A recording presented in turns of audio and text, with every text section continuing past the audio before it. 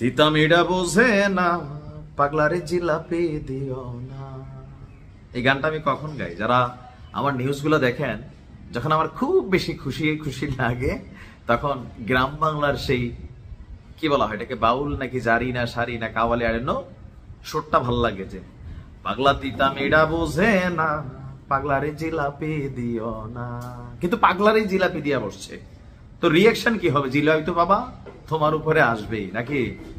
একদিকে আমরা ইরান এবং ইসরায়েল যুদ্ধের নিয়ে যে এতটা ব্যস্ত হয়েছি, যে এই ফাঁক দিয়া গাজাতে কি চলছে, আরব পত্রিকাগুলো মনোযোগ দিচ্ছে না, আমরাও আসলে দিচ্ছি না। কিন্তু এই সময়টার মধ্যে অনেক ন্যাক্কারজনক ঘটনা ঘটেছে। এই সময়টার মধ্যে গত 12 দিনে না হলেও 3 থেকে 400 মানুষ শাহাদাত বরণ করেছে গাজাতেও। বাট আজকে যে ঘটনা ঘটছে, আজকে হচ্ছে আমাদের হ্যাপি ডে, কারণ ইসলির 7 উইকেট ফালাই দিছে বীরেরা। ঘটনার প্রেক্ষাপট দেখেন, এই মুহূর্তে গাজাতে ইসরায়েলি সেনাবাহিনী তারা হচ্ছে আপনার কি বলা হয় যে পদাতিক যে অভিযান আছে সেটা চালাচ্ছে, মানে স্থল অভিযান। আর এই স্থল অভিযানের মধ্যে বিভিন্ন বাসা বাড়ি ঘর বিভিন্ন জায়গা, এগুলোর মধ্যে আপনার মানে অভিযান চলছে, ধরে ধরে যারে খুশি যা তা মন চা এগুলা করতেছে। তো এর মধ্যে আজকে গেল কয়েক ঘন্টা আগে ইসরায়েলের ডিফেন্স ফোর্সেস তারা বলছে যে অতর্কিত বীরদের মানে গেরিলা বীরদের হামলায় ইসরায়েলের 7 জন সেনা তারা ওই পারে চলে গেছে। এই সেনাদলটি ফিলিস্তিনের গাজার খান ইউনিসে বিস্ফোরণে নিহত হয়েছেন।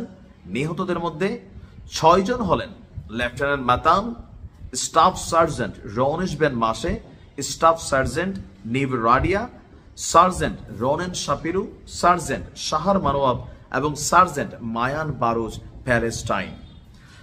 সন্ধ্যা 6টার দিকে আপনার এই ঘটনা ঘটে যে কমব্যাট ইঞ্জিনিয়ারিং কর্পসের 605তম সৈনিকরা তাদেরকে বহনকারী একটা সাজোয়া যান ছিল পুমা, সেই সাজোয়া পার্সোনাল ক্যারিয়ারটিকে বিস্ফোরণে উড়িয়ে দিয়েছে আকাশে আমাদের গেরিলা বীরদের পুঁতে রাখা ল্যান্ডমাইন বা মাইন বোমাগুলো অনেকে চিনেন।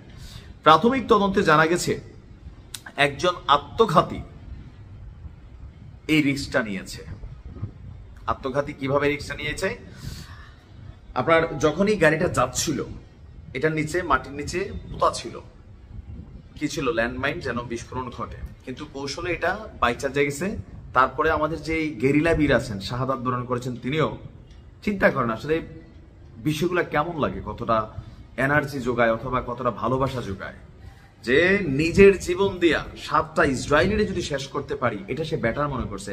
আমার মনে হয় দেখেন, এই যুদ্ধে আমরা যখন হয়তো মন খারাপ হচ্ছে, চোখের পানি ফেলছি, বাট যাদের পরিবারগুলো ধ্বংস হয়ে গেছে, বাবা মা, প্রিয় সন্তান অথবা প্রিয় স্ত্রী, ভাই বোন, এই মানুষটার আর জীবনের কি ভ্যালু আছে? যে আমি আপনি আমরা যারাই আছি, হুট করে আপনার লাইফ থেকে যদি সবকিছু নাই হয়ে যায়, আপনার হয়তো কোটি কোটি টাকা থাকতে পারে, কিন্তু আপনার ঘরে হঠাৎ করে আপনার সন্তানটা নাই, প্রিয়তম স্ত্রী নাই, বাবা ছিল মারা গেছে, মা ছিল মারা গেছে, আপনার কোনো ক্ষমতা নাই এদের বিরুদ্ধে প্রকাশ্যে দাঁড়িয়ে লড়াই করার।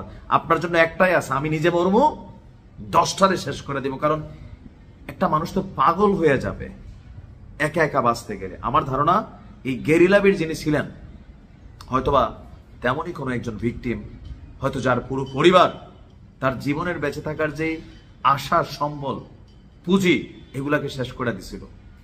তার এই আত্মত্যাগ হয়তোবা ইতিহাসে ওইভাবে স্মরণ থাকবে না, কিন্তু আমরা আমাদের জায়গা থেকে শ্রদ্ধা, ভালোবাসা নিয়ে স্মরণ করছি আর দোয়া করছি আল্লাহ যেন তাকে জান্নাতুল ফেরদাউস দান করে।